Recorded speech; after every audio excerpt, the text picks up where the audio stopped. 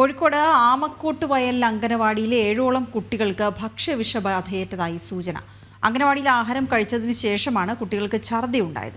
ഇന്നലെ തന്നെ കുട്ടികളെ ആശുപത്രിയിൽ പ്രവേശിപ്പിച്ചിരുന്നു. ദിസ്ന സുരേഷ് ചേരുന്ന വിവരങ്ങളുമായി. ദിസ്ന, ആദ്യം അറിയേണ്ടത് കുട്ടികളുടെ ഇപ്പോഴത്തെ ആരോഗ്യസ്ഥിതി എന്താണ് എന്നുള്ളതാണ്. മറ്റൊന്ന്, ഈ അംഗനവാടിയിൽ നിന്നുള്ള ഭക്ഷണം കഴിച്ചതിന് ശേഷം, കാരണം അംഗനവാടിയിലെ കുട്ടികൾക്കാണല്ലോ ഈ ഭക്ഷ്യവിഷബാധ ഉണ്ടായിരിക്കുന്നത്. അപ്പോൾ 7ഓളം കുട്ടികളെന്ന് പറയുമ്പോൾ ബാക്കി കുട്ടികളുടെ അവസ്ഥ എന്താണ്?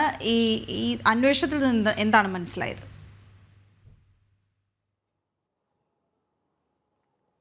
വീണ, നമുക്കറിയാൻ സാധിച്ചിരിക്കുന്നത് കോഴിക്കോട് ജില്ലയിലെ ആമക്കോട്ട് വയൽ അംഗനവാടിയിലാണ് ഭക്ഷ്യവിഷബാധ ഉണ്ടായിരിക്കുന്നത്. 22 കുട്ടികളാണ് നിലവിൽ ആ അംഗനവാടിയിൽ പഠിക്കുന്നത്. ഇന്നലെ അംഗനവാടി വിട്ടതിന് ശേഷം വീടുകളിലെത്തിയ കുട്ടികൾ ഇത്തരത്തിലുള്ള ശാരീരിക അസ്വസ്ഥതകൾ പ്രകടിപ്പിക്കുകയായിരുന്നു.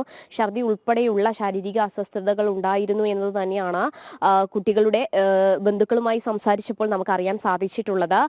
കുട്ടികൾ വീട്ടിലെത്തിയതിനു ശേഷം മറ്റ് ആഹാരങ്ങളൊന്നും തന്നെ കഴിച്ചിട്ടില്ല എന്നത് തന്നെയാണ് നമുക്ക് നിലവിൽ അറിയാൻ സാധിച്ചിരിക്കുന്നത്. അത്തരത്തിലാണ് ഈ അംഗനവാടിയിൽ നിന്ന് തന്നെയാണ് ഇത്തരത്തിലൊരു ഭക്ഷ്യവിഷബാധ ഏറ്റിട്ടുള്ളത് എന്നൊരു നിഗമനത്തിൽ തന്നെയാണ് ഇപ്പോൾ നിലവിൽ എത്തിയിട്ടുള്ളത്. അങ്ങനെ ഒരു സംശയത്തിൽ തന്നെയാണ് നിലവിലുള്ളത്.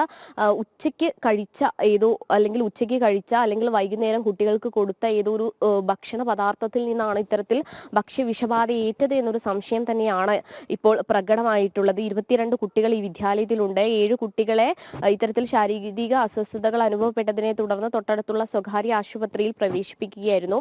അവിടുന്ന് 2 കുട്ടികളെ മറ്റൊരു സ്വകാര്യ ആശുപത്രിയിലേക്ക് മാറ്റിയിട്ടുണ്ട് എന്ന് തന്നെയാണ് നമുക്ക് നിലവിൽ അറിയാൻ സാധിച്ചിട്ടുള്ളത്. പ്രാഥമിക ചികിത്സയ്ക്ക് ശേഷം കുട്ടികളൊക്കെ തന്നെയും തിരിച്ച് അവരവരുടെ വീടുകളിൽ എത്തി എന്നൊരു വിവരം തന്നെയാണ് നിലവിൽ അറിയാൻ സാധിച്ചത്. നമ്മൾ ഈ അവിടുത്തെ അധ്യാപകരൊക്കെയായി സംസാരിച്ചിരുന്നു. അപ്പോൾ അറിയാൻ സാധിച്ചത് എവിടെ നിന്നാണ് ഈ ഭക്ഷ്യവിഷബാധ ഏറ്റത് എന്നതിനെ സംബന്ധിച്ച് വ്യക്തതയില്ല. പക്ഷേ കുട്ടികളുടെ മാതാപിതാക്കളുമായി സംസാരിച്ചപ്പോൾ നിലവിൽ അറിയാൻ കഴിഞ്ഞിട്ടുള്ളത് അംഗനവാടിയിൽ നിന്നുള്ള ഭക്ഷണ പദാർത്ഥങ്ങൾ മാത്രമേ കുട്ടികൾ കഴിച്ചിട്ടുള്ളൂ. മറ്റൊരു ഭക്ഷണവും വീട്ടിൽ നിന്ന് കഴിച്ചിട്ടില്ല. അംഗനവാടിയിൽ നിന്ന് തന്നെയാണ് ഇത്തരത്തിലൊരു ഭക്ഷ്യവിഷബാധ കുട്ടികൾക്ക് ഏറ്റത് എന്ന് തന്നെയാണ് അറിയാൻ സാധിച്ചത്. എന്തായാലും 22 കുട്ടികളിൽ 7 പേർക്കാണ് ഇത്തരത്തിൽ ഭക്ഷ്യവിഷബാധ ഏറ്റ് വിവിധ ആശുപത്രികളിൽ ചികിത്സ തേടിയിരുന്നത്. വീണ, അംഗൻവാടിയിൽ പ്രവേശിപ്പിച്ച കുട്ടികളുടെ ആണ് ഭക്ഷ്യവിഷബാധ ഉണ്ടായത്.